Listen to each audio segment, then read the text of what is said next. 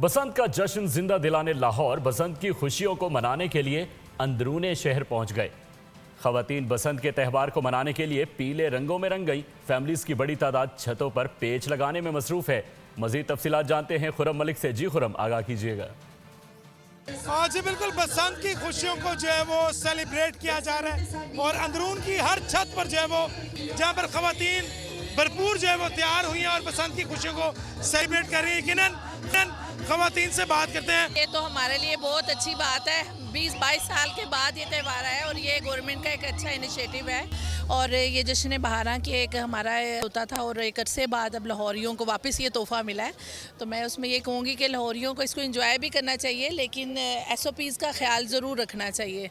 तो बाकी कोई भी जश्न है उसे बहुत अच्छे तरीके से एंजॉय करना चाहिए। हम भी कर रहे हैं, बहुत मज़ा आ रहा है हमें। तो हम ख़ास तौर पे आज अंदरून की तरफ निकल के आए हैं इधर, और मेरा ख्याल है बहुत कम मौके साल में थे जब हम कभी सोचते थे इधर जाने का और रश की वजह से छोड़ देते थे, लेकिन आज तो रश भी, चीज़ें भी छोड़ के और निकले। और डेट मुझे ये बताइए कि आपने कोई बहार पहले देखी हुई है बसंत की, जब बसंत हुआ करती थी, पूरे जोबन में हुआ करती थी बसंत? मैं आपको इतनी बुजुर्ग लग रही हूँ कि मैं 25 साल से ज्यादा है। बचपन बिल्कुल देखी हुई है बचपन में, और आज जब रिकॉल कर रहे हैं तो हमारा जो बचपन था वो बहुत रंगदार बचपन था। बिल्कुल जी, यहाँ पर जो शायकीन बसंत हैं वो भरपूर एंजॉय कर रहे हैं। मुल्क के दीगर शहरों से लोग आए यहाँ पर बसंत की खुशियों को जो है वो खूब मना रहे हैं और एंजॉय कर रहे हैं। जी सब्सक्राइब करें और बेल दबाएं ताकि कोई खबर रह न जाए।